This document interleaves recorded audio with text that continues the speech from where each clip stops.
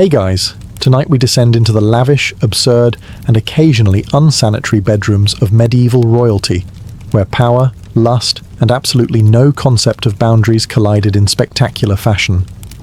So before you get comfortable, take a moment to like the video and subscribe, but only if you genuinely enjoy what I do here. And let me know in the comments where you're tuning in from and what time it is for you. It's always fascinating to see who's joining us from around the world. Now, dim the lights, maybe turn on a fan for that soft background hum, and let's ease into tonight's journey together. King John of England, also known as John Lackland, and informally, the worst dinner guest in British history, is best remembered for signing the Magna Carta, losing half of France, and somehow still finding time to be wildly inappropriate with most of the nobility's daughters. John's reign, 1199 to 1216, was a masterclass in how not to behave in public office. Politically, a disaster. Personally, somehow worse. John didn't just take lovers, he took them. He was notorious for kidnapping noblewomen, imprisoning them in royal castles, and entertaining them until they were either married off elsewhere or conveniently forgotten. His favourite technique for breaking up powerful families wasn't battle. It was seducing the wife, alienating the husband, and then charging him double taxes. Efficient. Chroniclers were so uncomfortable with John's behaviour that even biased medieval scribes, people who routinely ignored witch trials and floggings, wrote things like, "He was not temperate with women," and "He did not abstain from wives and daughters." That's medieval for, "He made the Christmas party deeply awkward." At one point, John reportedly had 30 mistresses on official record. That's not romantic, that's a staffing issue. Several nobles complained directly to the crown that John was abusing their hospitality, which is a polite way of saying he slept with everyone, including the serving staff, and possibly the family goat. His behaviour was so bad, it nearly started a rebellion. Not because of taxation or war, but because half the barons were afraid to leave their wives unattended during royal visits. One baron refused to meet John unless his entire household was locked up first. That's diplomacy, 13th century style. And yet, in true royal fashion, John never saw a problem. He considered himself irresistible. There's no evidence for this outside of his own letters, but when you're king, delusion comes standard. In the end, King John left behind a kingdom in turmoil, a legacy of distrust, and possibly several children no one talked about at court. He was the kind of king who made people invent democracy, just to keep him away from their families. Not the worst monarch in history, but definitely the one you'd never let babysit. Charles VI of France, also known as Charles the Mad, ruled from 1380 to 1422. And yes, that nickname was earned, not given lightly at a drunken banquet. He began his reign with promise, young, handsome, capable. Then things took a turn.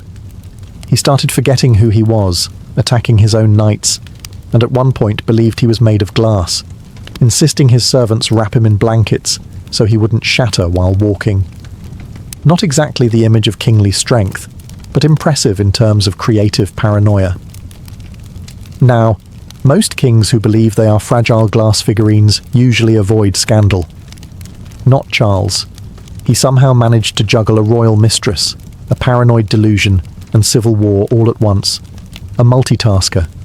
His long-suffering wife, Isabeau of Bavaria, tried to manage the court, while Charles did things like run screaming from mirrors and refused to bathe for fear the water might dissolve him.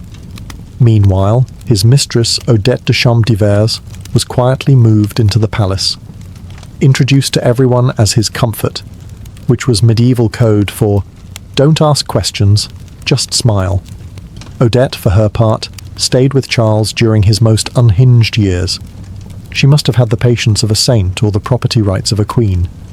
She reportedly brushed his hair, listened to his glass-based ramblings, and helped him put on multiple layers of padded clothes so he could sit down safely.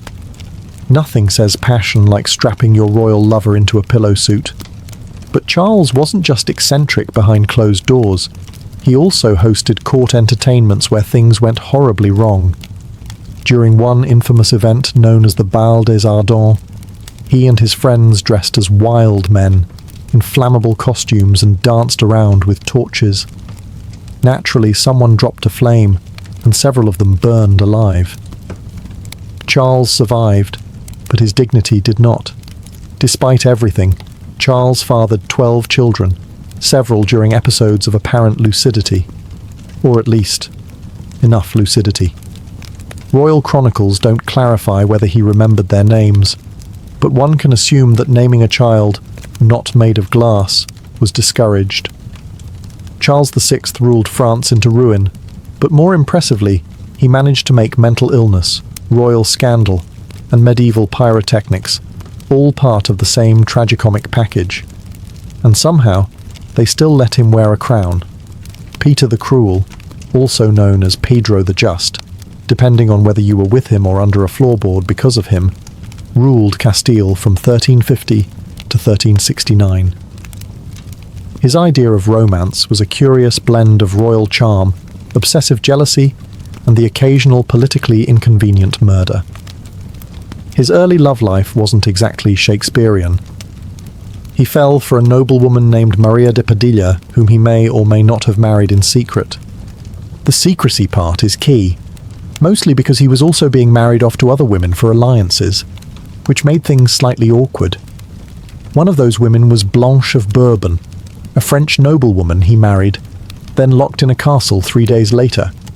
She spent the rest of her life imprisoned because Peter decided Maria had prettier hair. Or maybe he just didn't like Blanche's accent. Either way, it was an aggressive form of ghosting. Maria, meanwhile, became his lifelong obsession. Even when he married other women, she remained his favourite. When she died, Peter reportedly wept for days, and then ordered that she be declared his legal wife retroactively, just to confuse everyone, and possibly to justify the fact that she had already given birth to 4 of his children. But Peter's passions didn't stop at unannounced annulments and royal kidnapping. He was known for falling in love violently, which is not poetic. It's just dangerous. One of his mistresses, Doña Juana, tried to leave him. She was later found in pieces, as were several of his political enemies and cousins, and occasionally people who made eye contact at the wrong moment. Contemporary accounts mention that Peter sometimes watched executions from his balcony while lounging with a mistress. That's not charming sociopath. That's HBO villain with poor impulse control. But even with all the drama, the Castilian court was never boring. Gossip flowed faster than wine, and Peter's relationships blurred the line between passion and vendetta. His idea of romantic gestures included surprise weddings, surprise divorces, and the occasional surprise stabbing. Eventually, Peter was killed by his own half-brother in a rather symbolic act of family therapy. But his reputation as one of Europe's most aggressively unromantic romantics lives on. If love is a battlefield, Peter brought siege equipment. Edward II of England ruled from 1307 to 1327, and is best remembered for 2 things: losing to the Scots at Bannockburn and showing more affection to his male favourites than to his actual queen. One of those things was considered treason. The other was considered controversial dinner conversation. Let's begin with Piers Gaveston, Edward's childhood companion, rumoured lover and full-time fashion icon. Piers wasn't just close to Edward. He was elevated to positions of ridiculous influence, gifted estates, titles and jewellery that frankly matched none of his outfits. At Edward's coronation, Piers wore more sparkle than the royal regalia and upstaged the Queen, which is a bold move when your survival depends on nobles not hating you. Spoiler, they hated him. Edward's wife, Isabella of France, was understandably furious. She came with political expectations and a generous dowry, neither of which included sharing the throne with her husband's bestie/possible boyfriend. Edward, however, remained devoted. When the nobles demanded Piers be exiled, Edward sulked, sent him away, then brought him right back. Like a teenage breakup, but with castles and crossbows. Eventually, the barons had enough and executed Piers. Edward was devastated. Think full-on royal meltdown. Mourning clothes, public weeping, the whole medieval soap opera. His grief, however, did not lead to self-reflection. It just made room for a new favourite, Hugh Despenser the Younger. Hugh made Piers look like a subtle footnote. He wasn't just Edward's advisor, he was basically the second king. Land, titles, entire counties, Hugh got them. The rest of the nobility got angry. Isabella by this point switched from annoyed wife to full-blown vengeance avatar. She teamed up with a lover of her own, Edward's enemy naturally, invaded England and overthrew her husband. Edward was imprisoned, stripped of his crown, and possibly murdered by red-hot poker. Yes, that rumour exists. No, we're not discussing the physics of it. Let's just say, medieval revenge was rarely subtle. Edward II's reign was less about governance and more about personal drama so intense it could be a reality show. If the Plantagenets had Netflix, his season would have been banned in 3 countries. His mistake? Mixing politics with passion, ignoring everyone else, and assuming royal power meant nobody could touch him. Turns out, everyone could. Eventually. Wenceslaus of Bohemia ruled in the late 14th century, though ruled might be a generous term. He technically held titles like King of the Romans and King of Bohemia, but his real achievements were more along the lines of public nudity, aggressive drinking, and starting fights in his own palace. If you're thinking of good King Wenceslaus from the Christmas Carol, wrong guy. That was his ancestor. This Wenceslaus? Not good. Not even vaguely decent. He began with promise, crowned as a teenager, intelligent, multilingual, and capable. But somewhere along the way, he decided the royal wine cellar was more useful than the treasury, and started governing from the bottom of a goblet.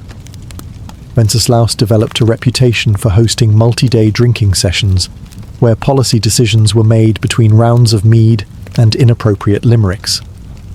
His advisors began carrying flasks, not to drink, but to survive negotiations. At court, debates often ended with someone flipping a table or being challenged to a duel using breadsticks.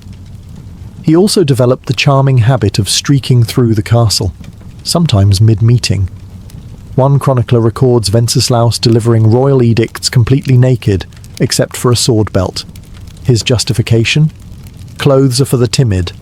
Hard to argue with that kind of logic, when the guy with the crown also has a longsword and no pants. Romantically, he favoured barmaids, laundresses, and occasionally nobles' wives, though he seemed more invested in their beer recommendations than their feelings. Affairs weren't scandalous at his court. They were practically job interviews. One noble accused him of seducing his sister. Wenceslaus shrugged and offered him a drink. Eventually, the Holy Roman Empire decided they'd had enough of his royal vodka and removed him as King of the Romans, a polite way of saying, "You're fired, but we're pretending it's political." Even his own brother called him useless, undressed, and usually unconscious. Still, Wenceslaus somehow reigned in Bohemia for decades. His people tolerated him the way one tolerates a loud uncle at a wedding, with eye rolls, careful seating plans, and lots of alcohol. In the end, he left behind a shaky kingdom, a flooded wine cellar, and a royal legacy best summed up as, he ruled like every day was his last hangover. Henry VIII of England is what happens when unchecked power meets unchecked hormones. He ruled from 1509 to 1547, and spent most of it either getting married, getting divorced, or getting mad at the Pope for not supporting his questionable dating decisions.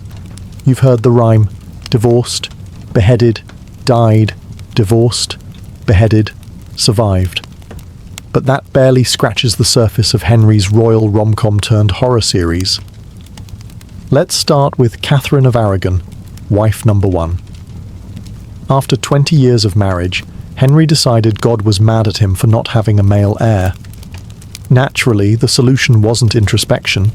It was annulment, excommunication, and the creation of an entirely new church. He invented Anglicanism just to date someone else. That's not devotion. That's pettiness with a cathedral. Enter Anne Boleyn, wife number 2. Henry wrote her love letters full of passion, obsession, and really bad poetry. She gave him a daughter, Elizabeth, who would later become one of England's greatest monarchs, but no sons. This led to her arrest for adultery, witchcraft, and possibly giving side-eye at court. She was beheaded. Henry moved on with the emotional range of a potato. Jane Seymour followed, producing a male heir, Edward, before tragically dying from childbirth complications. Henry mourned her deeply, by which we mean he waited a respectful 11 days before scoping out wife number 4. Next came Anne of Cleves, who Henry chose based on a flattering portrait. In person, he said she looked like a Flanders mare.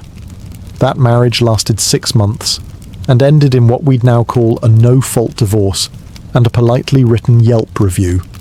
Catherine Howard, wife number 5, was much younger and considerably less discreet. She was executed for adultery, though honestly, it's hard to blame her.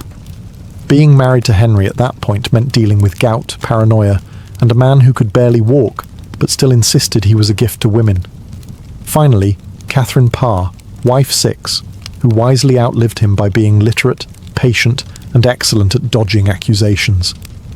By the time Henry died, he'd bankrupted England, eaten half its livestock, and turned the royal court into a soap opera where heads rolled more often than wedding bands.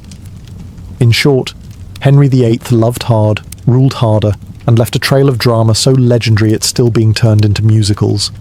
Francis I of France, ruling from 1515 to 1547, was the walking embodiment of the Renaissance.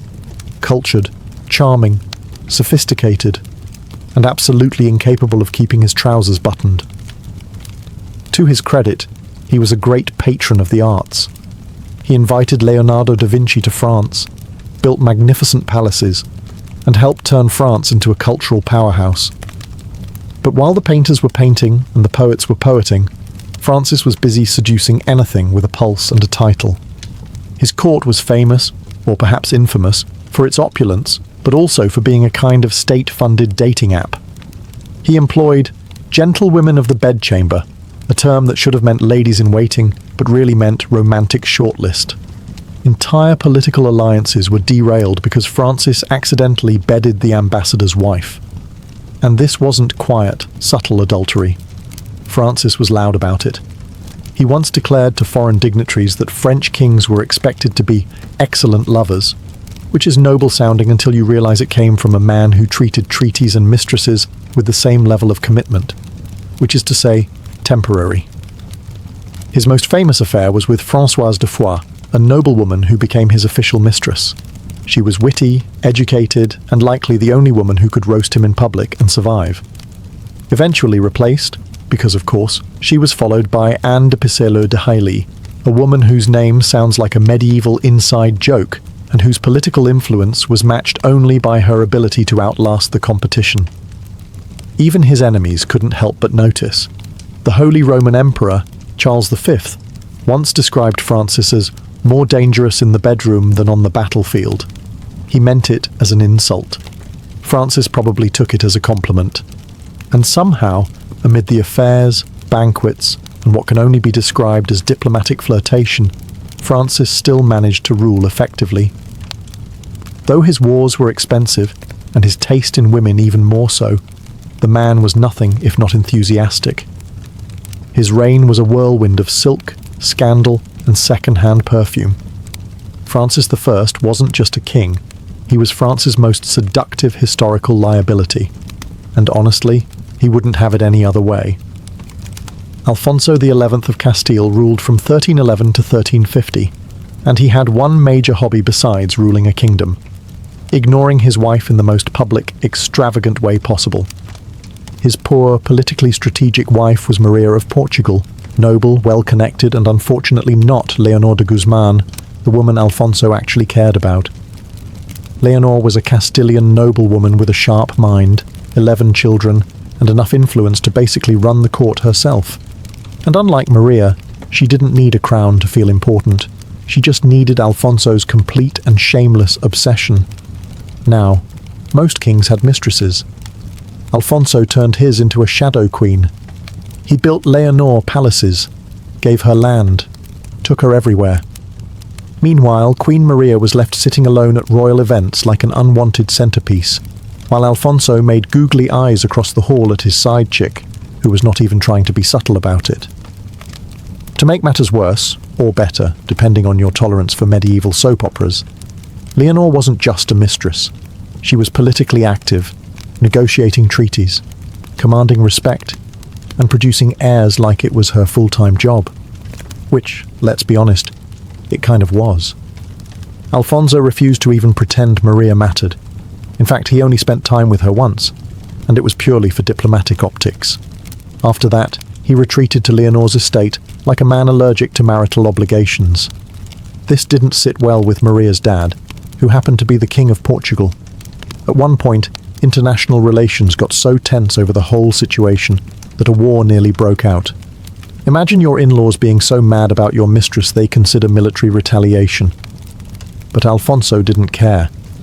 He continued parading Leonor around court like a royal trophy, and probably would have kept it up forever. If the Black Death hadn't killed him in 1350. That's right. It took a literal plague to end his affair. After Alfonso died, Queen Maria finally had her moment. She had Leonor imprisoned and executed in a move that historians call vengeful, and most of us would call extremely fair. Alfonso's reign may be remembered for military victories, but let's be real. His true legacy was being one of the most publicly whipped kings in medieval history. Philip IV of France, also known as Philip the Fair, and no, not in the personality sense, ruled from 1285 to 1314. His nickname came from his good looks, which were unfortunately not matched by good behaviour. Outwardly, Philip was pious, serious, and all about moral reform. Inwardly, he was running a kingdom like it was a very tense reality show, complete with betrayal, secret trials, and a healthy dose of double standards, especially in the bedroom department. His most infamous scandal was the Tour de Nesle affair, a medieval sex scandal so messy it could have been scripted by HBO. It all started when Philip's daughter Isabella, yes, the same one who would later overthrow Edward II of England, noticed that her sisters-in-law were being a little too friendly with some knights. Suspiciously friendly. Like matching gift exchange and secret tower rendezvous friendly. Isabella tattled to Philip, who launched a royal investigation with all the subtlety of a sledgehammer. 2 of the princesses, married to Philip's sons, were found guilty of adultery and publicly imprisoned for years, their heads shaved, their titles revoked, and their reputations completely annihilated. The 2 knights involved? Tortured, flayed, and executed in the public square. Because nothing says moral leadership like turning a family affair into a medieval snuff film. Now, here's where things get interesting. While Philip was handing out brutal punishments like candy, rumours swirled that he himself kept a few mistresses tucked away, in private rooms of the Louvre no less. Some whispered that he maintained a secret group of young women who were available to entertain visiting dignitaries. For diplomacy, of course. But unlike his daughters-in-law, nobody ever questioned the king's private affairs. Because when you're the one writing the rules, it's amazing how sin becomes strategy. Philip also had a special knack for using religion when convenient. He went after the Knights Templar for supposed heresy, but everyone knew it was about their money. It was the medieval equivalent of arresting your banker and calling it divine justice. So yes, Philip may have looked like a model of piety and honour. But behind that sculpted jawline and royal glare was a man with a deep commitment to hypocrisy, and a working knowledge of where all the castle's secret doors were. Sigismund of Luxembourg, King of Hungary, King of the Romans, and eventually Holy Roman Emperor, was the kind of man who collected crowns the way other men collected wine goblets, which he also collected, enthusiastically. Reigning from the late 14th to mid-15th century, Sigismund was smart, multilingual, and politically savvy. He also had a personal life so scandalous it would make a tavern bard blush. To begin with, Sigismund was married to Queen Mary of Hungary, a powerful woman in her own right. But marriage to Sigismund was more of a polite formality. He preferred his relationships less lawful, more frequent, and ideally, not followed by conversation. His romantic side projects included noblewomen, laundresses, and at least one Italian opera singer, long before opera existed, which speaks to his innovative spirit. Court officials often lost track of his mistresses, not because there were so many, but because they changed so frequently. Some historians suggest they just started numbering them. At court, his mistresses had their own quarters, servants, and in one case, a private chapel, which is either deeply romantic or just wildly inappropriate, depending on how you feel about praying next to someone's mistress. Sigismund also had a fondness for disguises, particularly dressing as a commoner and sneaking into towns. Sometimes it was for espionage, sometimes to flirt with local women under the guise of being a very tall merchant. Apparently, nobody found this suspicious, despite him being the only merchant with a full entourage of servants wearing royal crests. And yet, the man ruled for decades, launched crusades, hosted the Council of Constance, and reformed imperial politics, all while carrying on affairs that would make even Casanova go, "Steady on, mate." One ambassador once wrote that Sigismund greets all women as equals, especially in private, which, while vaguely progressive, also sounded suspiciously like an HR violation. But despite his extracurriculars, Sigismund remained immensely popular, mostly because he managed to appear regal in public while quietly running the most chaotic love life in Europe. He wasn't just an emperor. He was a one-man renaissance, equal parts strategist, statesman, and scandal. And somehow, he always got away with it. Louis XV of France, known as Louis the Beloved, ruled from 1715 to 1774. And by ruled, we mostly mean he hosted an endless royal after-party where governance was optional and silk bed sheets were not.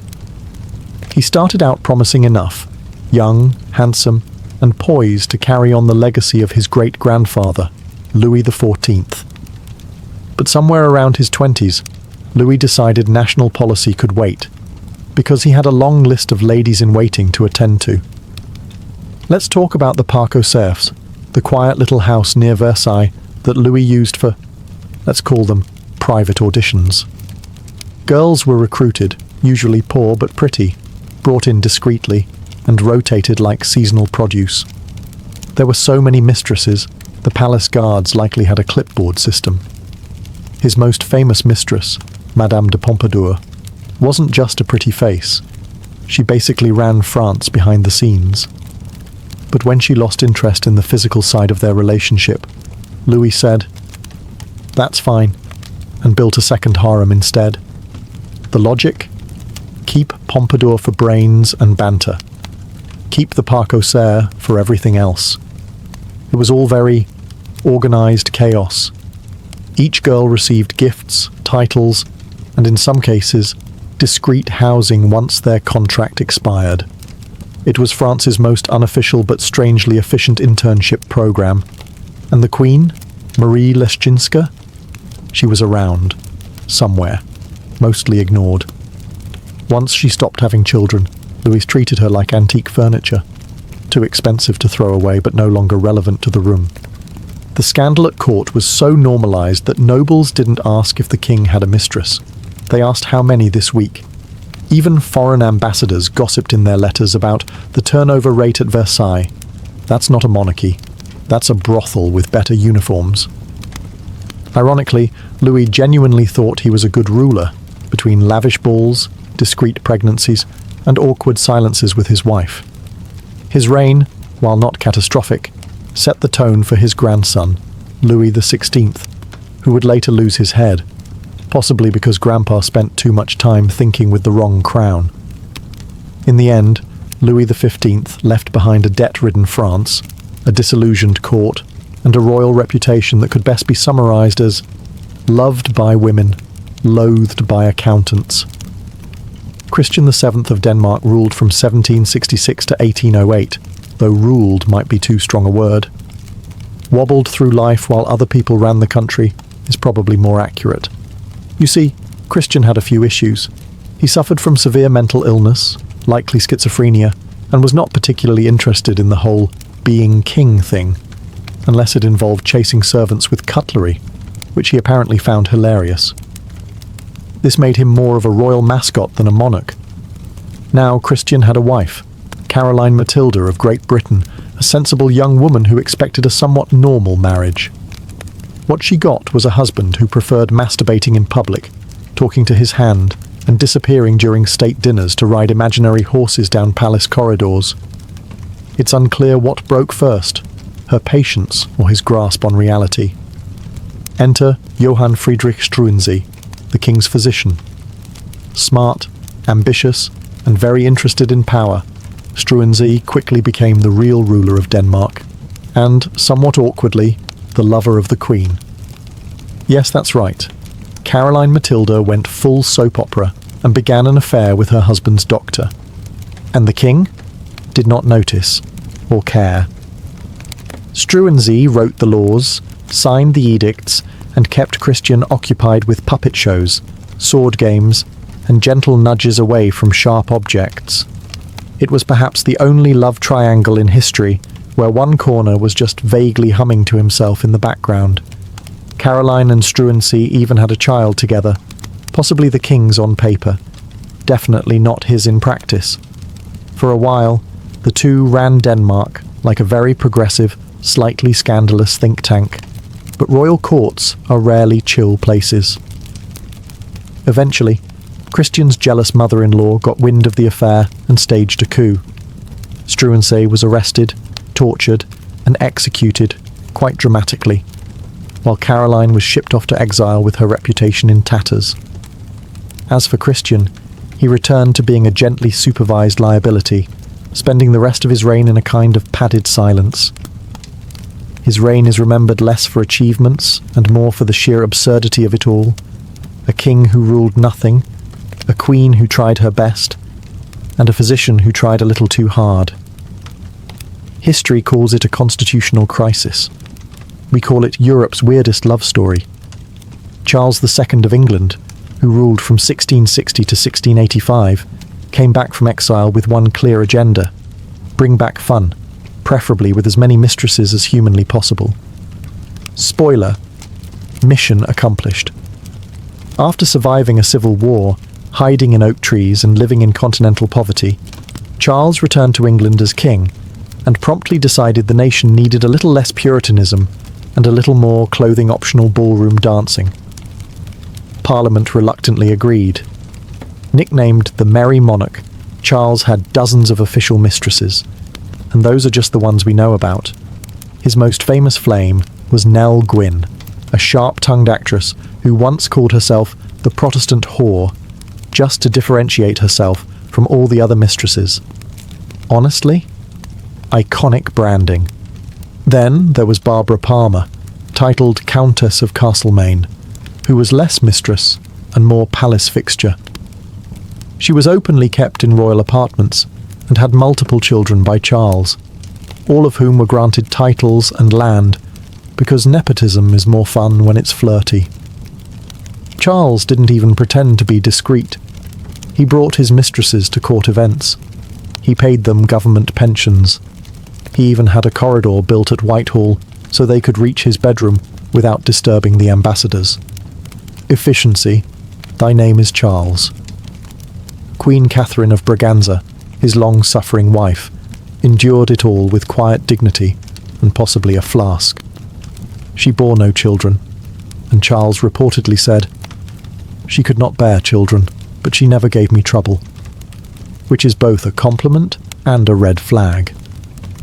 Charles fathered at least 14 illegitimate children, and acknowledged most of them, giving them noble titles and throwing elaborate birthday parties. Meanwhile, the legitimate line remained childless, as if karma had a sense of humour. Despite the scandals, Charles was popular. He reopened theatres, legalised fun, and restored monarchy with flair, wigs, and more eyeliner than his actresses. The people forgave him everything, mostly because he made monarchy look like a party. When he died, his final words were, "Let not poor Nelly starve," not "God bless England," not "Tell my brother to rule wisely," just "Feed the mistress." And that, friends, sums up Charles II, a king who governed like he was hosting a royal bachelor season finale. Eric XIV of Sweden ruled from 1560 to 1568. A short reign, but long enough to leave behind a legacy of paranoia, poetry, and utterly catastrophic dating choices. Now, Eric started out promising. Tall, handsome, fond of astronomy and the arts, the kind of king who might write you a love sonnet and then explain planetary orbits over dinner. He was also obsessed with astrology, so he rarely made decisions without checking the stars first. Unfortunately, the stars never told him to chill. Eric had a thing for noble women, but not in the subtle, whisper in a garden kind of way. He proposed to Queen Elizabeth I of England multiple times, and she repeatedly declined. Politely, then firmly, then with complete silence. Eric didn't get the hint and even sent portraits of himself as gifts, which is the 16th century equivalent of sliding into someone's DMs with a shirtless selfie and a marriage contract. After Elizabeth ghosted him, Eric set his sights lower, in rank, not enthusiasm. He fell for Karin Mundsdotter, a commoner and the daughter of a jailer. This scandalized the nobility, which only made Eric dig in harder. He married her, crowned her queen, and then spent the next year having emotional breakdowns, imprisoning nobles, and stabbing people he thought looked at her funny. His most infamous moment? The Stura murders. A casual dinner party that ended with Eric personally killing a noble with a knife while shouting things that made his courtiers question whether astrology had finally broken his brain. By this point, he was hearing voices, hiding from invisible enemies, and occasionally dressing in disguise to spy on his own council. The nobility staged an intervention, which, in royal terms, means they locked him in a castle and handed the crown to his brother. Eric spent the rest of his life imprisoned, writing bizarre love poetry to Karin, occasionally ranting about conspiracies, and probably regretting stabbing that guy mid-supper. Sweden learned a few things from Eric's reign.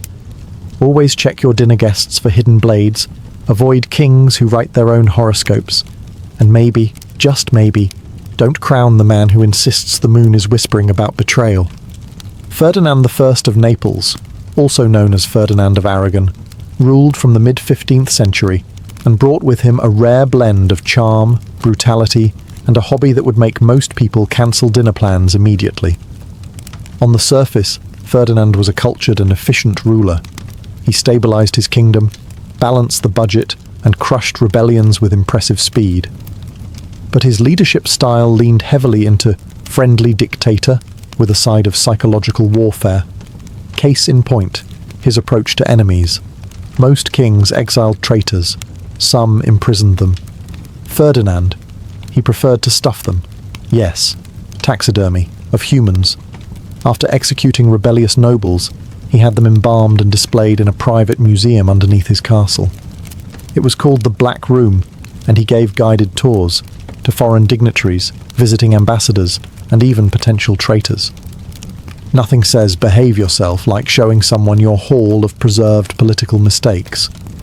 He reportedly enjoyed describing each corpse by name, crime, and expression. Some were posed mid-scream, others had plaques. One guest fainted. Ferdinand found it hilarious. If TripAdvisor had existed, the reviews would have been 5 stars, deeply unsettling, would not return without sedative. Now, when he wasn't curating the creepiest gallery in Europe, Ferdinand had an equally questionable romantic reputation. He fathered numerous illegitimate children, many of whom mysteriously popped up with titles and land. His official queen was just one lady among many, and it's suspected that Ferdinand saw marriage as more of a suggestion than a rule. His mistresses ranged from noblewomen to peasants, with the only common factor being his complete disregard for discretion. Royal banquets sometimes doubled as flirtation contests. One ambassador noted that Ferdinand never dined without sampling from multiple courses, political and otherwise. And yet, despite all this, Ferdinand remained popular. His people admired his strength. Nobles feared him. And visiting enemies, upon seeing the Black Room, quickly lost interest in rebellion. He ruled for decades, died in his bed, and passed the kingdom to his legitimate-ish heirs. Ferdinand's legacy? A stable kingdom, a terrifying basement, and the firm understanding that some kings build alliances, others collect warning signs in glass cases. The year was 1119. The dust of the First Crusade still clung to the broken stones of Jerusalem. Christian pilgrims were flocking to the Holy Land in droves, believing the sacred city was now safe. But outside the city walls, it was chaos. Bandits prowled the roads, Muslim warbands struck caravans, and travelers were butchered or sold into slavery. The dream of Christian safety in the East was collapsing. That's when a knight named Hugues de Payan, along with 8 companions, made a vow. Not to a king, not to a lord, but to God. They pledged to protect Christian pilgrims with their lives, not just as soldiers, but as monks. They took vows of poverty, chastity, and obedience. No wives, no gold, no lands, just horses, swords, and faith. They called themselves the Poor Fellow Soldiers of Christ and of the Temple of Solomon. A mouthful, yes, but that final phrase mattered, because King Baldwin II gave them quarters on the Temple Mount, where the ruins of Solomon's temple stood. From this holy ground, they took their name, the Knights Templar. For 9 years, they remained a tiny group, unofficial, underfunded, and dangerously committed. They lived like beggars, borrowing armor, sharing war horses, training like maniacs. But they were disciplined, devout, dangerous, and their reputation began to spread. It wasn't long before their strange blend of monk and warrior caught the attention of one of the most influential men in Christendom, Bernard of Clairvaux. Bernard was no ordinary abbot. He was a spiritual rock star. When he spoke, popes listened, and he saw something divine in these men. At the Council of Troyes in 1129, he helped draft the official rule of the Templars, a rigid monastic code infused with martial purpose. He praised them as the new knighthood, a holy elite who fought not for glory, but for God. With Bernard's blessing and the Pope's approval, the Knights Templar were no longer just a desperate band of misfits. They became a religious order with divine sanction. Donations flowed in. Young nobles abandoned comfortable lives to join their ranks. From the dirt of Jerusalem, the Templars were rising, holy, hungry, and now officially unstoppable. But they had no idea that their greatest blessing, papal independence, would one day mark them for death. With papal recognition secured and their white mantles stitched with blood-red crosses, the Knights Templar weren't just monks with swords anymore. They were the shock troops of Christendom. The Crusader states in the Levant, fragile Christian outposts in a sea of Islamic resistance, were constantly under threat, and the Templars were now the wall that held the tide. Their code was brutal but clear: never retreat unless outnumbered 3-1. No ransoms, no mercy, no fear. They trained daily, fought with fanatical discipline, and believed death in battle was the highest honor. While most knights fought for plunder and pride, the Templars fought with a terrifying sense of righteousness. They were God's fury on horseback. In the Second Crusade, they proved their worth. While disorganized lords bickered and failed to capture Damascus, the Templars maintained discipline and carved through enemy lines. In skirmishes and open battles, their charges became legendary. It wasn't just their skill, it was their reputation. Muslim commanders began identifying them first in battle reports. Those white-mantled devils with the red cross. They didn't just fight, they fortified.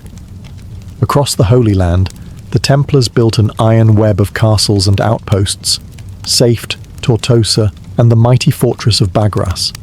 These were no ornamental estates. Templar castles were militarized strongholds with thick walls, trap-laden gates, and water systems designed to withstand year-long sieges. When armies fled, Templars stayed behind to buy time or die. But their allegiance was not to kings. not to emperors, only to the Pope. And that made them a rare breed, one that rulers both admired and feared. A king could not command them, a baron could not bribe them. Only the Grand Master, chosen from within, could give the order to fight or stand down. They were sovereign in spirit, even as they bled for the cross. And they weren't just recruiting soldiers, they were building a myth. Their ceremonies were secret, their rites austere, their discipline absolute. To many, they were holy, to others, ominous. And yet, their popularity only grew. They had transformed from 9 dusty knights into an elite order spanning continents. But with fame came whispers, and with whispers came envy. The sword of God had become sharp, but someday it would be pointed at them. They began with borrowed armor and a vow of poverty. But within a century, the Knights Templar weren't just warriors. They were the world's most trusted financial institution. They didn't set out to become bankers. War made them rich. Faith made them trusted. And necessity made them brilliant. It started with donations. Nobles eager to support the Holy Land gifted them land, gold, livestock, even entire villages. The Templars didn't just hoard it, they managed it, carefully, strategically. They built commanderies across Europe, agricultural estates run like efficient businesses. Everything was accounted for: grain, livestock, taxes, tithes. A monk in England could be sending money to support a battle in Jerusalem within weeks. That kind of reach was unheard of. Then came the banking system. A nobleman heading to the Holy Land no longer needed to risk carrying a chest of coins. He could deposit funds with the Templars in Paris, receive a coded letter, and withdraw the same amount in Acre. It was one of the earliest forms of international banking. Templars charged modest fees, kept meticulous records, and never defaulted. They became the Swiss banks of the medieval world, centuries before Switzerland even existed. Their clients? Kings, queens, bishops, and merchants. They safeguarded the French crown jewels, managed papal finances, funded crusades, ransomed prisoners. In some cases, they even lent money to the very monarchs who would later try to destroy them. The Templars didn't flaunt their wealth. They weren't draped in silk or gold. Their churches were plain, their vestments humble. But beneath that austerity was an empire of ledgers, vaults, and armoured wagons, an invisible hand that touched nearly every economy in Europe. And yet, they refused to call themselves bankers. They were monks. Everything they did, they claimed, was in service of God. But the more gold they moved, the more enemies they made. The church turned a blind eye. After all, the Templars answered only to the Pope. But kings grew nervous. They owed the Templars fortunes, and couldn't control them.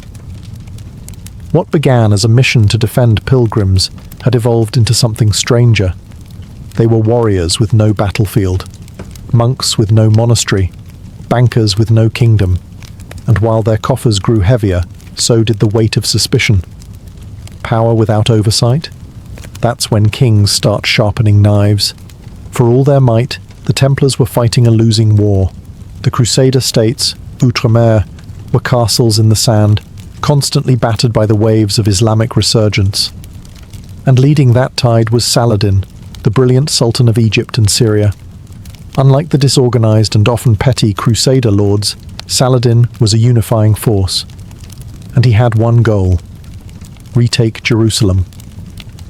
In 1187, that goal was realized at the Battle of Hattin. The Templars were there, fighting to the last. But they were crushed, outmaneuvered, outnumbered, and surrounded in the searing heat. The Christian army was annihilated. Saladin captured hundreds of knights. Most were ransomed. But when it came to the Templars, no mercy. He executed nearly all of them. To Saladin, they were too dangerous to keep alive. The loss of Jerusalem wasn't just a military blow. It was a spiritual crisis. The city they had sworn to protect was gone. The Holy Sepulchre was back in Muslim hands. And with it, the Templars' original purpose had begun to crumble. Still, they regrouped. The Third Crusade brought reinforcements and Richard the Lionheart, who respected and relied on the Templars in battle. But even he couldn't retake Jerusalem. Over the next century, the Crusader states shrank like dying embers. One by one, cities fell: Antioch, Tripoli, and finally Acre in 1291. The last Templar stronghold in the Holy Land was lost. They retreated to Cyprus, where they built new headquarters and tried to maintain relevance.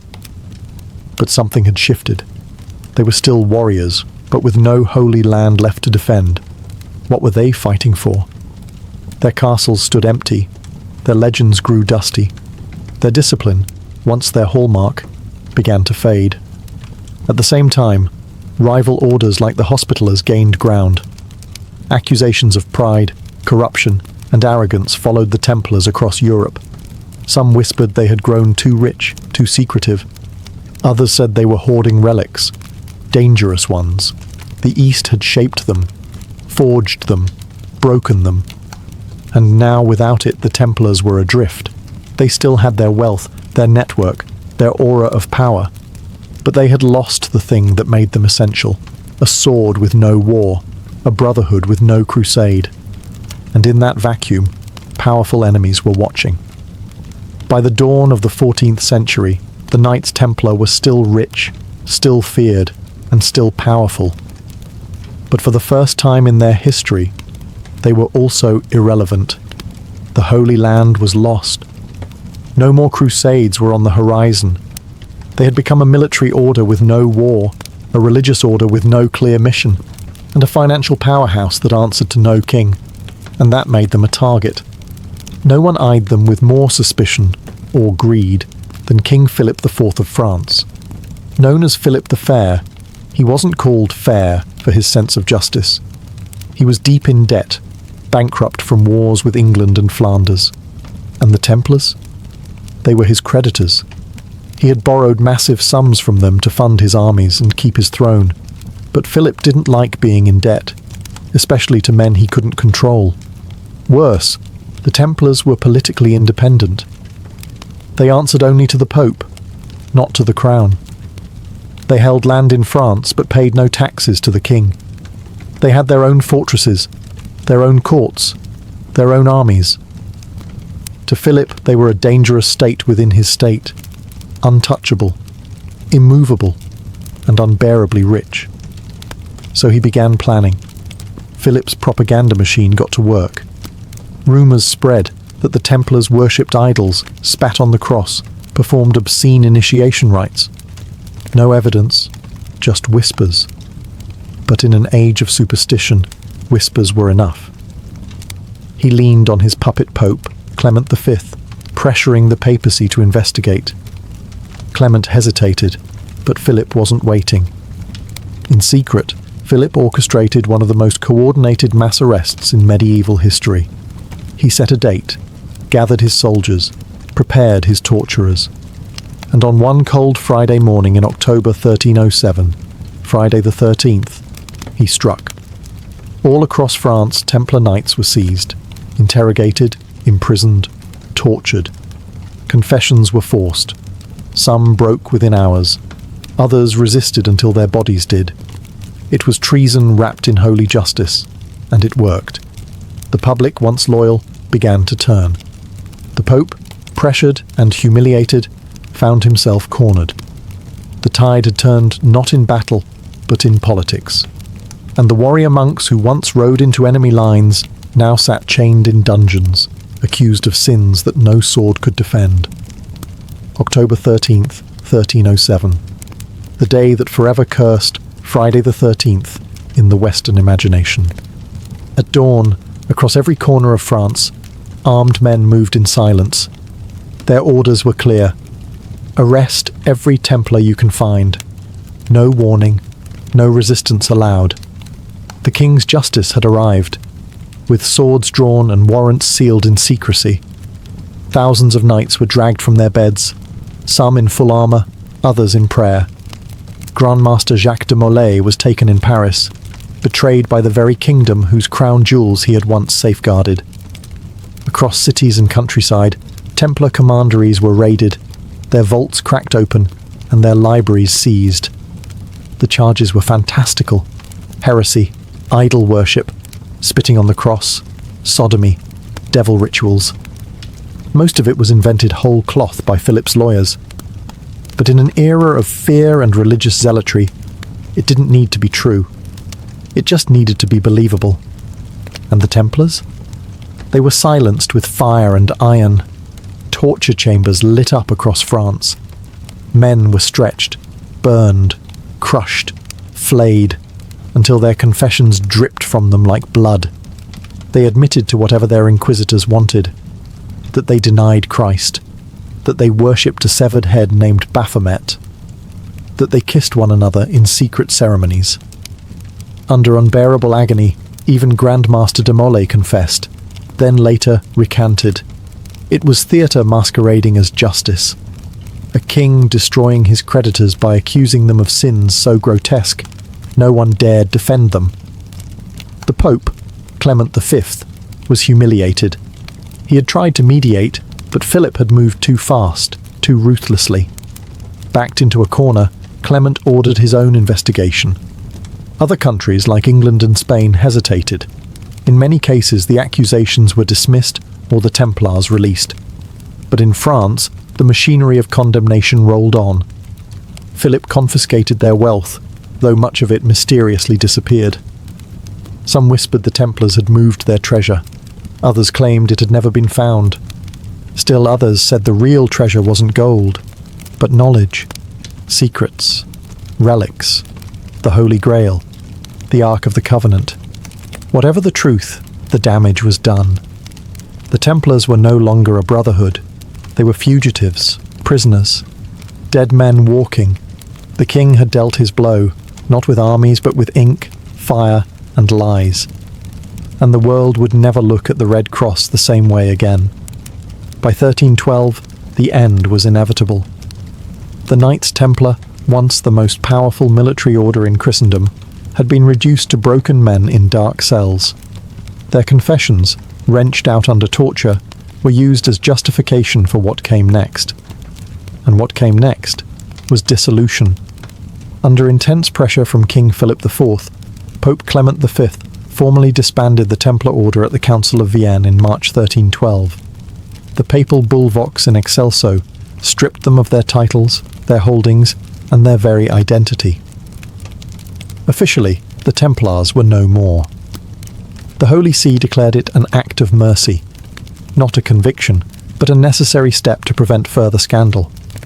In reality, it was a political execution dressed in ecclesiastical robes.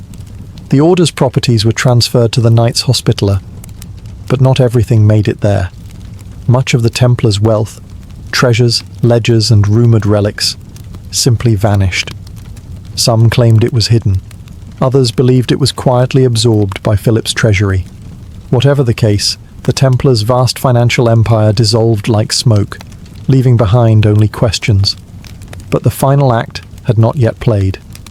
In 1314, Grandmaster Jacques de Molay, who had spent 7 long years in prison, was led out to a scaffold in Paris. He was to be executed alongside Geoffroy de Charnay, another senior Templar. Both had recanted their confessions, insisting until the end that the order was innocent. And for that defiance, they would burn. They were tied to a wooden stake on a small island in the Seine. As the flames rose, de Molay shouted through the smoke, calling on God to judge those who had condemned him. According to legend, he cursed both King Philip and Pope Clement, declaring they would die within the year. And they did. Clement succumbed to illness within a month. Philip followed later that year, suddenly and without warning. Some whispered it was divine justice, others called it coincidence. But the myth stuck. The Templars had died cursing their killers, and the heavens had listened. With that, the last true voice of the Knights Templar was silenced in fire. Their story ended, not in battle, but in betrayal, torture, and flame. Yet even as they were erased from the map, their legend was just beginning to take root. The fires of the Templar executions died out, but the embers of their legend burned hotter than ever. With the order disbanded, their castles seized and their leaders executed, it seemed their story was over. But something strange happened. Instead of fading from memory, the Knights Templar transformed, from disgraced monks into eternal symbols of mystery and power. The secrecy that had once protected them now fed rumours. What happened to their treasure? Where were their scrolls, their relics, their holy knowledge? Some believed the Templars had spirited away the Holy Grail before their arrest. Others whispered they had hidden the Ark of the Covenant or guarded descendants of Jesus himself. There was no proof, just shadows. But in the medieval world, shadows were enough. Then came the idea that the Templars had survived underground. Though officially disbanded, many former Templars quietly blended into society. Some joined other monastic orders. Some became mercenaries. But others, legend claimed, went secret. They formed hidden brotherhoods, preserving their rituals and relics in silence, biding their time. Centuries later, those stories mutated into myths. The Templars were credited, or blamed, for everything from the construction of Gothic cathedrals to the founding of Freemasonry. Conspiracy theories sprouted like weeds, that the Templars controlled banks, thrones, revolutions, that they had never truly been defeated, just disguised, that behind every major event in history, some hidden hand in a white mantle guided the outcome. Pop culture didn't help. The Templars showed up in books, games, films, sometimes as heroes, other times as villains. Dan Brown's The Da Vinci Code turned them into custodians of holy bloodlines. Assassin's Creed made them a global cabal, pulling the strings of civilization. Each retelling distorted the truth, but fed the fascination. In reality, the Templars were flesh and blood. Brave, yes. Flawed, certainly. Religious warriors who tried to mix monastic vows with the violence of war, and paid the price. But myths endure because they offer something history often can't: answers, meaning, mystery. The real Templars died on scaffolds and in dungeons, but the mythological Templars? They still ride in the imagination, eternal, armoured and cloaked in secrecy. And in that sense, Philip the Fair failed. He destroyed their bodies. But their legend? Untouchable. More than 7 centuries have passed since the last Grand Master of the Knights Templar was burned alive on the banks of the Seine. But the Red Cross still lingers, in literature, in architecture, in symbols carved into old stone and whispered through conspiracy theories. The Templars may be gone, but their legacy is anything but dead. They were more than just warriors. They were innovators. In an age when kings still ruled by divine right and banking was seen as a sin, the Templars created a pan-European network of finance, logistics, and diplomacy. Their letters of credit prefigured modern checks. Their commanderies functioned like regional branches of a multinational corporation. They were an early blueprint for globalization, built not with stock markets, but with swords and sacred vows. Militarily, they redefined what it meant to be a knight. Before the Templars, chivalry was a personal code, flexible and often ignored. The Templars turned it into an institution, a discipline enforced with brutal consistency. They weren't lone champions jousting for glory. They were units, trained like modern special forces, willing to die for an abstract ideal. And die they did, often in silence, sometimes in vain, but never without impact. Culturally, they changed how the West viewed religion and warfare. The concept of the warrior monk challenged the notion that holiness and violence were incompatible. They showed that belief could be weaponized, not just in battle, but in politics, finance, and propaganda. And when they fell, it was that same belief in their supposed heresy that justified their destruction. Their fall also served as a cautionary tale. The Templars became a symbol of unchecked power, answerable to no one, protected by the Pope, richer than kings. Their downfall exposed the fragility of institutions, even those wrapped in divine authority. It was a medieval version of a corporate takedown, executed not by shareholders, but by royalty in Rome. Today, Their image is more myth than man. But myths shape memory. And the memory of the Templars, courageous, flawed, betrayed, reminds us that history isn't just written in victories. Sometimes it's etched in ash. So the next time you see a red cross on white cloth, remember, it was once worn by men who believed they were doing God's work, until politics, ambition and fear decided otherwise. And in that clash of steel, gold and fire, their legend was born. In 12th century Paris, the world was changing. Trade routes were expanding, universities were rising, and the church was flexing its muscles like never before. It was an age of ambition, political, spiritual, architectural. And in the centre of this rising city stood a dream made of stone. That dream belonged to Maurice de Sully, the Bishop of Paris. Appointed in 1160, he wasn't just a man of God, he was a visionary. The existing cathedral, Saint-Étienne, was crumbling and unimpressive. Paris was growing, and its religious heart needed to match the city's stature. So de Sully dreamed bigger, much bigger. He proposed a cathedral so immense, so awe-inspiring, it would dwarf everything around it. A monument not just to the Virgin Mary, but to the power and glory of the Catholic Church in France. This wouldn't be a Romanesque fortress like the ones before it. It would be something new, something radical, something Gothic. In 1163, that dream began to take form. According to tradition, Pope Alexander III himself laid the first stone during a ceremonial blessing. Construction began on the eastern end, the choir and apse, where priests would one day sing hymns beneath towering arches of glass and stone. But this was no ordinary build. Notre-Dame wasn't just a building, it was a generational commitment. And so the people of Paris, stonemasons, blacksmiths, carpenters and artists, began the work. They hauled limestone from nearby quarries, shaped it with medieval tools, and raised scaffolding that scraped the heavens. Every block was laid by hand, every carving, every window, every rib of the vault, crafted with patience, faith and sweat. It would take decades to complete even the first sections. Workers laboured knowing they would never live to see the towers finished. Sons inherited chisels from fathers.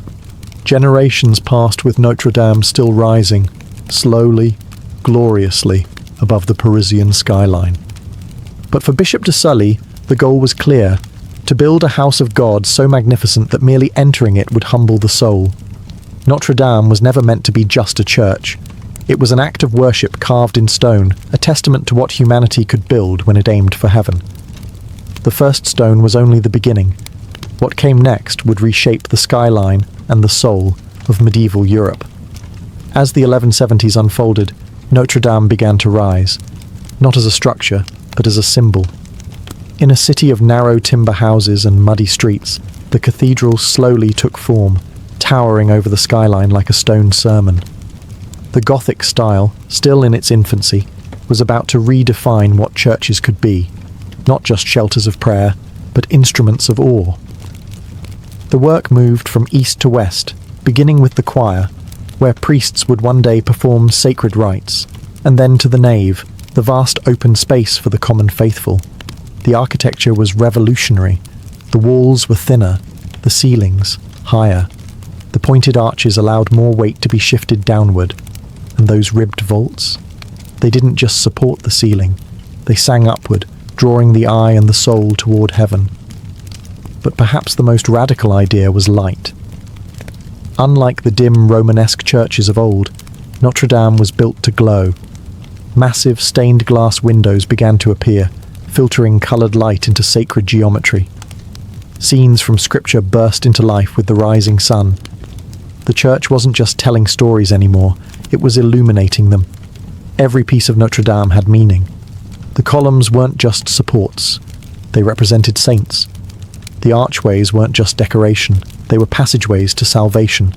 The stone was theology, and the masons were its scribes. Meanwhile, outside the walls, Paris was transforming. The cathedral became a heartbeat. Markets clustered around it. Sermons echoed across the Seine. Students from the burgeoning University of Paris gathered in its shadow. Notre-Dame wasn't just a building, it was becoming the soul of the city. Yet progress was slow. There were no cranes, no power tools, just muscle, wood scaffolding, and endless resolve. Hundreds of workers toiled year after year. When one died, another took his place. Names were rarely recorded. Their reward wasn't fame, but faith. They built not for themselves, but for God and generations unborn. By 1200, the choir and much of the nave stood tall. The outlines of a miracle were taking shape. Notre-Dame was no longer a dream. It was stone and glass, sweat and prayer. And just as the structure reached skyward, so too did the ambitions of its builders. Because what they planned next would defy gravity and reason. Notre-Dame was unlike anything the city had ever seen, but it was also dangerously ambitious. As the walls rose and the vaulted ceilings expanded, a problem emerged. The weight. The stone ceilings pressed outward, not just downward. The higher the vaults climbed, the more they threatened to push the walls apart. Traditional Romanesque churches solved this with thick walls and tiny windows, but Notre Dame was built to breathe, to glow, to reach the heavens in both spirit and space. That's when the Masons did something revolutionary. They took a bold architectural idea, one barely tested at the time, and ran with it, the flying buttress. These weren't mere supports. They were external arms of stone, arching from the upper walls down to solid piers standing apart from the main building. Like skeletal wings, they braced the cathedral from the outside, transferring the outward force of the ceiling into the ground, where it could do no harm. From the ground, they looked impossibly delicate, like lace made of limestone. But they were engineering genius, and they allowed Notre Dame to become what it was always meant to be, a structure of air, light, and impossible height. The use of flying buttresses changed everything. With the pressure off the interior walls, the builders could add even more windows. The great rose windows, vast wheels of stained glass depicting saints, angels, and apocalypse, were no longer a dream. They became reality. Colour exploded into the sacred space, and God's stories now came not just from the pulpit, but from sunlight itself. Ironically, the original plans for Notre Dame didn't include flying buttresses. Early Gothic builders hadn't yet grasped their full potential. But as the structure grew, so did the strain. The masons adapted on the fly, literally. They began adding these stone wings in the early 1200s, turning necessity into poetry. Critics at the time were divided. Some thought the exposed supports were unsightly, interrupting the clean silhouette of the building, but most stood in awe. Notre Dame looked like it was being held in place by stone angels mid-flight. The cathedral was no longer just a house of God. It was a living demonstration of what faith and math could build together. A hymn carved in gravity-defying limestone, and its wings had only just begun to spread. By the early 1200s, Notre Dame had already transformed the Parisian skyline, but its most iconic features were still taking shape. As the eastern end neared completion, attention shifted westward. What rose there would become the face of the cathedral, the part most people would recognize first: the twin towers and the monumental west facade. This facade wasn't just an entrance, it was a statement, spiritual, architectural, and political. The church wanted you to feel small as you approached it, and it succeeded. The doors soared to impossible heights. Above them, rows of sculpted kings, prophets, saints, and demons watched every visitor. You weren't just entering a building, you were walking into sacred judgment. Construction began on the west towers around the 12th and 20s. Like everything else at Notre Dame, they took decades to finish. Each tower rose in stages, block by block, higher and higher, until they reached nearly 70 meters tall. And yet, they were never completed as originally planned. No spires, no needle points, just massive, flat-topped silhouettes, majestic in their simplicity. Between the towers sat the Gallery of Kings, 28 statues representing the monarchs of Judah, misunderstood during the French Revolution as French kings and tragically decapitated by angry mobs. But during the 13th century, they sent a clear message: divine right, heavenly order, sacred rule. The church and the crown walked hand in hand, and this was their front porch. Below them, the three great portals served as theological storytelling in stone. The central one, the portal of the Last Judgment, was carved with Christ seated in glory, flanked by angels, demons, and resurrected souls rising from their graves. To the illiterate masses, these scenes weren't decoration. They were doctrine. The message was clear: enter with reverence. Eternity starts here. Above the doors, a rose window bloomed into being, nearly 10 meters across, framed by intricate tracery, and flanked by statues of the Virgin Mary and Child. Light passed through colored glass like a divine spotlight, projecting saints across the nave. By the mid-1200s, the towers were nearly done. The facade stood complete, solemn, symmetrical, overwhelming. It was a fortress of faith, a billboard for God's authority, and a warning to the sinner. And yet, the builders weren't done. The heart of Notre-Dame still needed finishing. The transept, the roof, the spire that would one day pierce the clouds. They had built its face. Now they would give it a crown. With the towers and west facade standing in proud defiance of gravity, Notre-Dame was becoming more than a shell. It needed a soul, and that soul lived inside, within the vast expanse of its nave, its transepts, and its sacred choir. These were the spaces that would carry the voices of monks, the footsteps of kings, and the prayers of thousands. By the mid-1200s, work focused on the transepts, the arms of the cross-shaped layout that gave Gothic cathedrals their iconic floor plan. Under architect Jean de Chelles, and later Pierre de Montreuil, these wings were expanded and adorned with new rose windows, even more ornate than those on the western end. The north transept featured a luminous window that bathed the space in cool blues and heavenly purples. The south, warmer, fiery, and just as divine. These weren't just design choices, they were theology in colour. The northern window represented the Old Testament, the southern, the New. The two wings told the full story of salvation, one illuminated in light, the other in fire. Inside the cathedral, columns soared like tree trunks in a forest of stone. Vaulted ceilings stretched nearly 35 meters high, their ribbed arches meeting like palms in prayer. This wasn't architecture. It was choreography, an upward motion guiding the soul toward heaven. And then there was the altar, the sacred center of the space. Here, the Mass was celebrated. Here, relics were venerated. And here, the elite of France came to kneel. Royal weddings, coronation masses, papal visits. Notre-Dame became the spiritual stage for the nation itself. But it wasn't just the elite who filled these walls. The people came too. Merchants, peasants, pilgrims.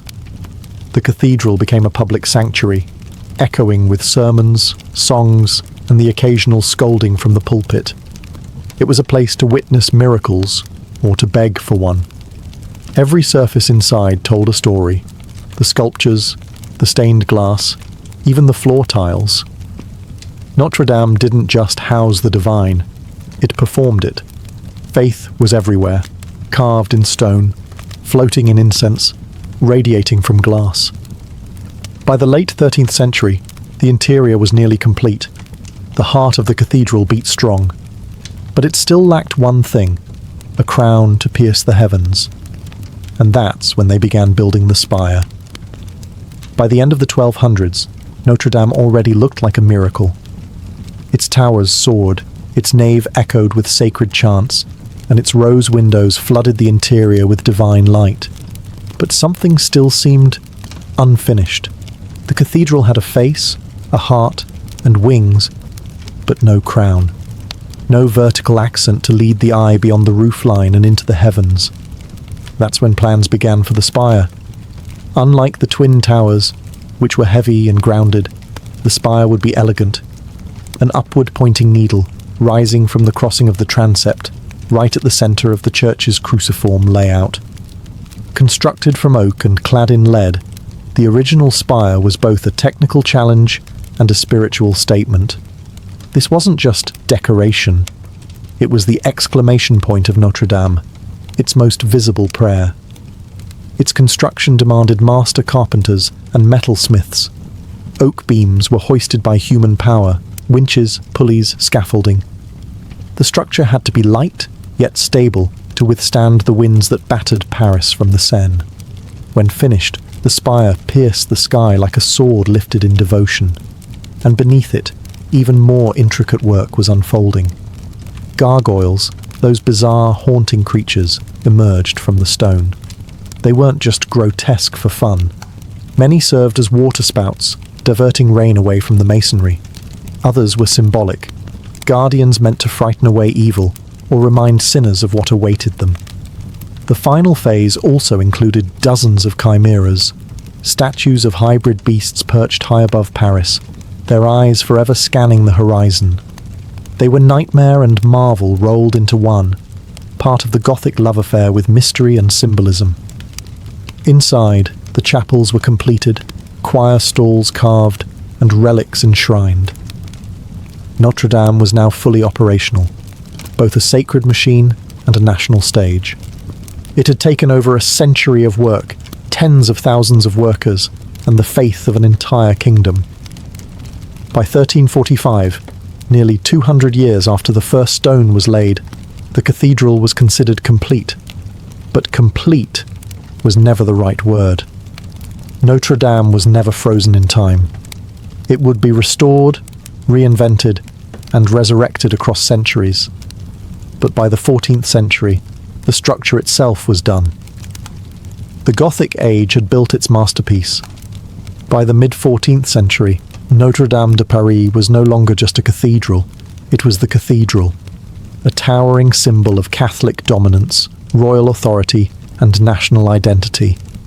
For the next 4 centuries, it stood not only as the heart of Paris, but as a stage upon which the great dramas of France would unfold. It became the beating heart of state religion, hosting coronations, royal weddings, and solemn funerals. When kings married, they did so under its vaulted ceilings. When wars were declared or victories celebrated, the bells of Notre-Dame rang loud across the Seine. Monarchs entered as rulers of land and exited as chosen of God. But it wasn't only kings who passed through those great doors. Generals, bishops, and foreign dignitaries came to kneel or negotiate, and when disasters struck, famines, plagues, invasions, Parisians filled the nave with prayers and processions, desperate for divine intervention. The cathedral became a sanctuary of hope and fear, always watching, always waiting.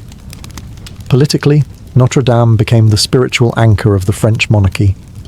Its central location, on the Ile de la Cité, at the literal and symbolic heart of Paris, made it the perfect backdrop for ritualized power. Priests blessed banners before war. The crown was linked not just to royal blood, but to divine mandate. If the king ruled France, then Notre-Dame ruled his soul.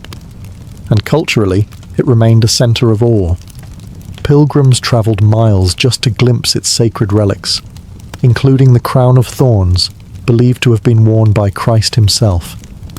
Its great organ thundered during feast days. Its choirs echoed with polyphonic music that pushed medieval boundaries. Notre-Dame wasn't static. It evolved, absorbing new art styles, musical traditions, and liturgical forms. But by the 17th and 18th centuries, its Gothic beauty began to fall out of favour. Baroque architecture was in vogue, and Notre-Dame, dark, spiky, and medieval, was seen as outdated. Some renovations were even attempted to modernise its look, smoothing what had once been daring. Still, it stood, a cathedral caught between centuries, revered, yet increasingly overlooked. Its towers weathered storms and time. Its bells still tolled. But something was shifting beneath its foundations. Notre-Dame had been born from faith and crowned by kings. But soon, it would face a force even stone couldn't ignore. Revolution. When the French Revolution erupted in 1789, Notre-Dame de Paris found itself on the wrong side of history. For centuries, it had stood as a monument to monarchy and religion, two of the very institutions the Revolution sought to erase. Suddenly, the cathedral that had once crowned kings became a symbol of oppression, and symbols during revolutions rarely survive untouched. The attack was ideological and physical. Revolutionaries stormed into the cathedral. Statues of the biblical kings that adorned the facade were mistaken for French monarchs. All 28 were beheaded. Sculptures were smashed, altars desecrated. The great bells that had once tolled for royal births and papal visits were torn down and melted for cannon metal. Precious relics, like the crown of thorns, were removed and hidden. Many were lost. What remained was a hollowed shell. Notre-Dame was officially deconsecrated in 1793. It was no longer a church. Instead, it became the so-called Temple of Reason, repurposed for revolutionary festivals celebrating secular enlightenment. At one point, it was even used as a warehouse for storing wine. The soaring nave, once echoing with hymns, now smelled of spilled barrels and damp stone. The spire, damaged and decaying, was eventually dismantled for safety. Gargoyles fell from their perches. The roof leaked. Rats scurried through the crypt. It seemed as though Paris no longer had a heart, just a forgotten ruin in its centre. And yet, it survived. When Napoleon came to power, he recognized the symbolic power of Notre-Dame. In 1804, he chose it as the site of his self-coronation as emperor. The cathedral was reconsecrated and cleaned up just enough to host the lavish ceremony. But this wasn't a religious act. It was theatre. Napoleon crowned himself, famously snatching the crown from the Pope's hands. Notre-Dame, once again, served the powerful, but without the sanctity it had once embodied. Still, decades of neglect left their scars. By the 1830s, Notre-Dame was crumbling, physically and spiritually. It was slated for demolition more than once. Some Parisians thought it would be better to replace it with something modern, something less medieval, less haunting. And then, a writer stepped in. A writer who would see past the cracked stones and shattered statues to something eternal, something worth saving. Because just when the world was ready to forget Notre-Dame, Victor Hugo reminded them.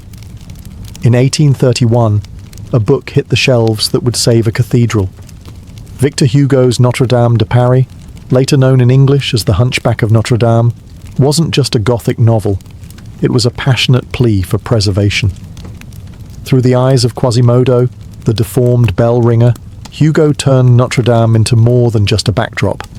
It was a living character, wounded, misunderstood, beautiful in its decay. And the public listened. The novel stirred hearts across France. Suddenly, Parisians realized what they were about to lose. Notre-Dame wasn't just old, it was a masterpiece, a monument to centuries of devotion and craftsmanship. The outcry worked. By 1844, King Louis-Philippe approved a full-scale restoration of the cathedral. Leading the charge were two architects, Eugène Viollet-le-Duc and Jean-Baptiste Lassus. Their goal wasn't just to repair the damage, but to restore the soul of the cathedral. They replaced eroded statues, rebuilt the Gallery of Kings, and reimagined the spire that had been removed during the Revolution. This new spire, designed by Viollet-le-Duc, would rise 96 meters above the ground, taller and more ornate than the original. It would become one of the most iconic silhouettes in Europe. Throughout the 19th and 20th centuries, Notre-Dame returned to its rightful place, at the spiritual and cultural center of Paris. It hosted masses, witnessed liberation ceremonies, and welcomed millions of visitors. It survived 2 world wars. During the Nazi occupation, its bells remained silent. When Paris was finally liberated in 1944, they rang out in triumph, But tragedy would strike again. On April 15, 2019, a fire broke out beneath the roof. Within minutes, flames engulfed the wooden lattice known as the forest, some beams dating back to the 13th century. The fire raged for hours. The roof collapsed. The 19th century spire fell in a plume of smoke. The world watched in horror as one of humanity's greatest monuments seemed to vanish in real time. And yet, once again, it survived. The stone towers stood firm. The rose windows endured. The relics were saved. And the people of France, along with the world, vowed to rebuild. Notre-Dame has always been more than architecture. It is memory, identity, resilience, a church, a symbol, a survivor. And in every stone that rises from its ashes, it reminds us faith and beauty can be reborn. She was born in 1775 in the Guangdong province of China. Her birth name was never recorded. History would come to know her simply as Zheng Yi Sao, wife of Zheng Yi. But what she did with that name would shake empires. In her early years, she was a prostitute aboard a Cantonese floating brothel, a common reality for poor girls in 18th century coastal China. These so-called flower boats catered to merchants, naval officers, and pirates. But she wasn't like the others. She listened. She watched. She remembered names. She made powerful clients talk. Over time, she became more than entertainment. She became an information broker. And then came Zheng Yi, a powerful pirate lord who commanded the Red Flag Fleet, one of the most formidable pirate factions in the South China Sea. He wasn't the first pirate she served, but he would be the last. Struck by her wit and cunning, Zheng Yi proposed marriage. She accepted, but not without terms. In a move practically unheard of in her time, she negotiated her position. She wanted joint control of the fleet, not just as a wife, but as a partner. She would handle political alliances, manage plunder, and have a say in every strategic move. Zheng Yi agreed. Whether out of love or shrewdness, he knew she was an asset. Their marriage in 1801 was the beginning of one of the most successful pirate dynasties in history. Zheng Yi Sao quickly embedded herself into the fabric of pirate politics. She studied the hierarchies, the rivalries, and the codes of the pirate world. While Zheng Yi sailed and conquered, she quietly built networks, recruited allies, and learned to rule from the shadows. But she didn't stay in the shadows for long. When Zheng Yi suddenly died in 1807, possibly in a typhoon, many assumed his empire would fracture. Dozens of pirate captains waited to pounce, expecting a power vacuum. What they got instead was a power grab. Zheng Yi Sao stepped into command, not with brute force, but with strategy. She took over the Red Flag Fleet, she solidified alliances, and she married Zheng Yi's adopted son and lieutenant, Chung Po Tsai, ensuring both personal loyalty and military strength. From prostitute to pirate queen in less than a decade, and she was just getting started. When Zheng Yi Sao took command in 1807, she didn't just inherit a pirate fleet, she inherited a floating kingdom. But instead of it splintering in chaos after her husband's death, she tightened her grip and made it even more powerful. Under her rule, the Red Flag Fleet didn't just survive, it multiplied. The South China Sea had long been plagued by pirates. But what Zheng Yi Sao commanded was unprecedented. She oversaw an armada of over 300 ships, and within a year, that number swelled to more than 600. Some estimates claim she eventually led over 1,800 vessels with up to 70,000 men under her command, more than the navies of several European powers combined at the time. She did this with ruthless pragmatism and a keen understanding of pirate psychology. She maintained power not just through force, but by creating a system that bound her captains to her. She instituted a strict code of laws that governed every part of pirate life: loot, loyalty, discipline, and punishment. Disobedience was met with swift brutality. Anyone caught stealing from the common treasury lost their head. If a pirate assaulted a female captive without permission, he was executed. If a pirate deserted, his ears were cut off and he was paraded before the fleet as a warning. But it wasn't just fear. Zheng Yi Sao offered protection, structure, and profit. Her code allowed pirates to keep a fair share of loot, 20%, while the rest went to a communal fund managed by her. This gave everyone a stake in the system and built loyalty through stability. Even defeated rivals and coastal villagers often chose to join her rather than resist.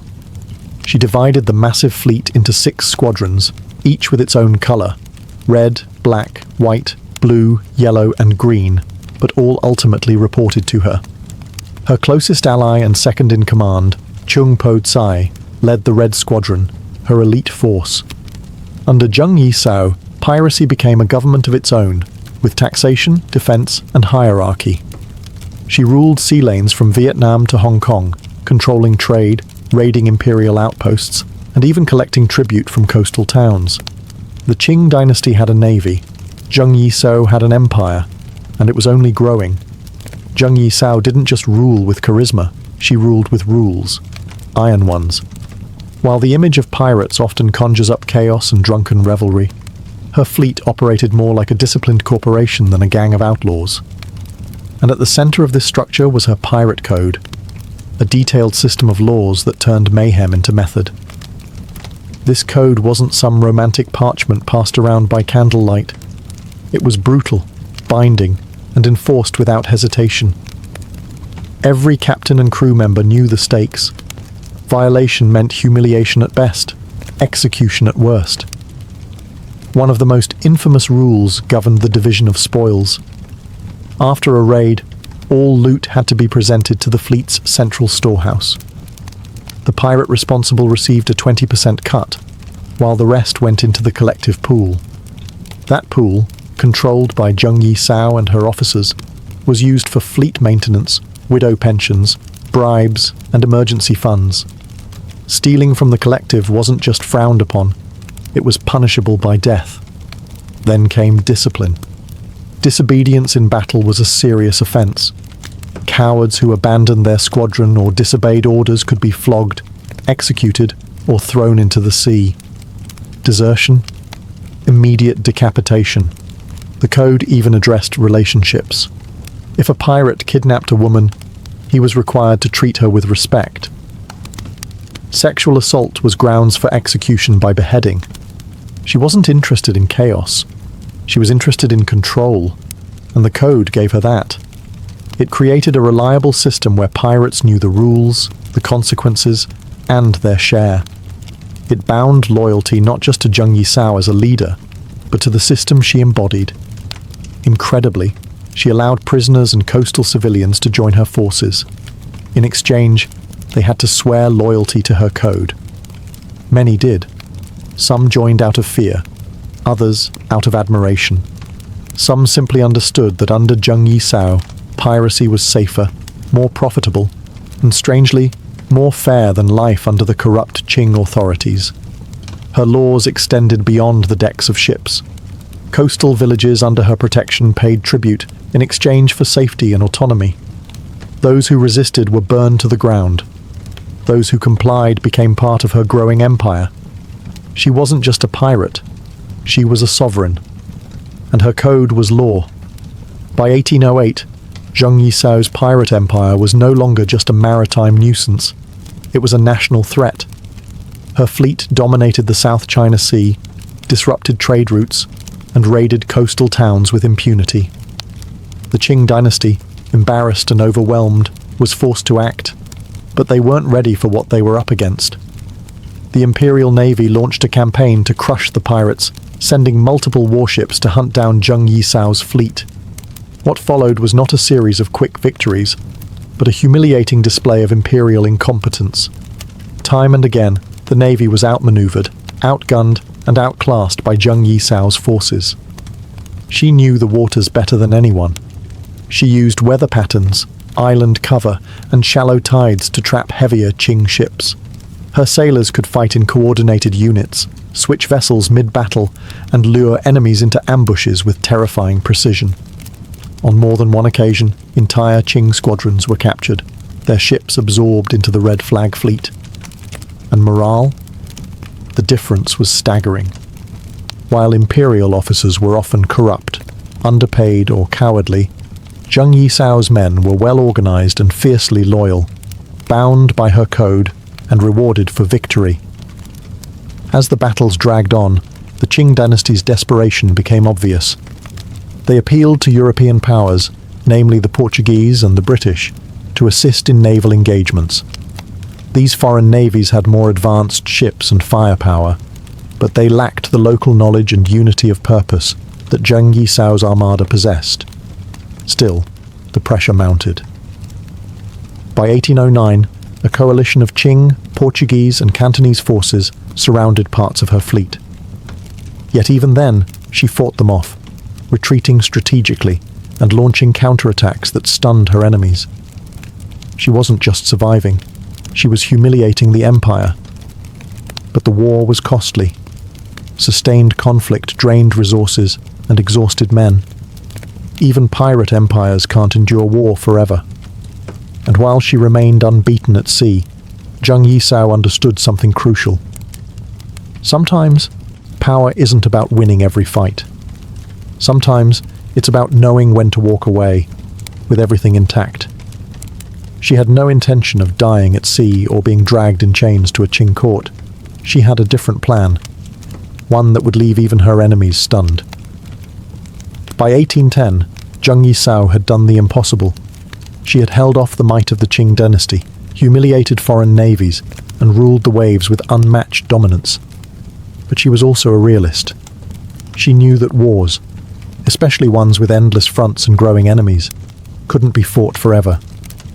Supplies were thinning, alliances strained, and her fleet, though still massive, was beginning to feel the weight of attrition. So, she changed tactics. Zheng Yi Sao reached out to the Qing government, not with surrender, but with terms. Bold ones. She knew she held leverage. The Qing had failed to beat her militarily. Their own citizens feared her more than they respected the empire. She could bargain not as a criminal begging for mercy, but as a leader of a state. She travelled to Guangzhou personally, on her own ship, surrounded by armed guards, flying the Red Flag Fleet's colours proudly. It wasn't a plea, it was a power move. She requested amnesty, not just for herself, but for her entire fleet. Thousands of pirates. She demanded the right to keep her wealth. She even insisted her second-in-command and husband, Chung Po Tsai, be given a military rank in the Qing Navy. The government was stunned. But the truth was, they were tired too. The empire couldn't afford another costly, drawn-out campaign. So, in a moment of rare pragmatism, they agreed. Zheng Yi Sao surrendered with style. On April 18, 1810, she led over 17,000 pirates, men, women and children, into the city, not in chains, but in procession. Over 200 ships were handed over, weapons laid down ceremonially, and the entire pirate confederation disbanded without a drop of blood spilled. No trials, no executions, no forfeiture of wealth. Chung Po Tsai was granted a captaincy in the Qing Navy. Zheng Yi Sao retired as a free woman, untouched, undefeated, and still immensely rich. In a world where most pirate stories end in betrayal or death, Zheng Yi Sao's ended with negotiation and retirement. She had played the game perfectly, first with cannons, then with words. And as her red banners came down, her legend was only beginning to rise. Most pirate stories end in blood, gallows, or obscurity. But Zheng Yi Sao didn't just escape that fate, she built a second life from it. After negotiating the greatest pirate surrender in history, she walked away not as a fugitive, but as a respected, wealthy woman with her legacy intact. In 1810, after the surrender of her fleet, she settled in Canton, modern-day Guangzhou, with her husband Chung Po Tsai, who now served as a captain in the Qing Navy. The transition from pirate queen to respectable citizen might seem absurd, but for Zheng Yi Sao, it was just another act of calculated survival. She lived openly, even comfortably, and the Qing authorities largely left her alone. Rather than fading into obscurity, she quietly became a businesswoman. She opened a gambling house and an opium smuggling operation, technically illegal, but largely overlooked due to her influence. She wasn't out to build another empire, but she had no intention of being forgotten either. She kept her connections, protected her wealth, and lived on her terms. Her marriage to Chung Po Tsai endured, and together they raised a family. While he continued serving the Qing Navy, hunting down pirates ironically similar to their past selves, Zheng Yi Sao focused on their business interests. She moved in elite circles, consulted on maritime affairs, and remained a legendary figure among sailors and traders throughout the South China coast. What's extraordinary isn't just that she lived, it's how she lived. She broke every mold her society had for women. Born poor, sold into prostitution, she clawed her way to the top of a male-dominated criminal world. Then, instead of dying in battle or on the scaffold, she retired peacefully and died of old age in 1844, at the age of 69. She didn't seek redemption. She didn't need it. Her life was the ultimate act of defiance, a living rebuttal to every law, custom, and expectation set before her. In a time when women were barely allowed to speak in public, Zheng Yi Sao commanded fleets, dictated treaties, and negotiated with emperors. And then, she walked away richer and freer than any pirate in history. Her sails lowered, her cannons quiet, yet her legend still echoed across the sea. History remembers pirates like Blackbeard, Bartholomew Roberts, and Henry Morgan, men who roamed the Caribbean, sowed chaos, and met violent ends.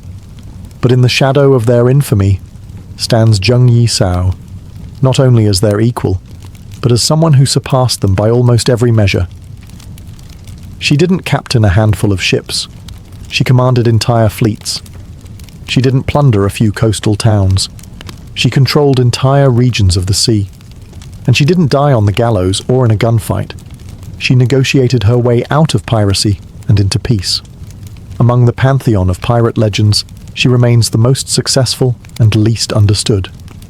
But make no mistake, her success wasn't just luck or ruthlessness. It was strategy, intellect, and a deep understanding of power. She was a tactician, a politician, and a psychologist. She knew how to keep loyalty through fear, yes, but also through order, reward, and a carefully crafted system. And what made her truly exceptional was the fact that she achieved all of this as a woman in Qing-era China, a society steeped in Confucian ideals that confined women to silence and servitude. Women weren't expected to lead in the marketplace, much less on the high seas. Zheng Yi Sao didn't just challenge that norm, she shattered it. She earned the respect of hardened pirate captains, forced the Qing dynasty to the negotiating table, and ended her life as a business owner and matriarch. She wasn't dependent on a man's legacy. She took it, expanded it, and made it her own. In popular memory, she remains something of a phantom, less famous than her male counterparts, less romanticized in Western literature, and often omitted from mainstream history. But within maritime circles and Chinese coastal lore, she is spoken of with awe.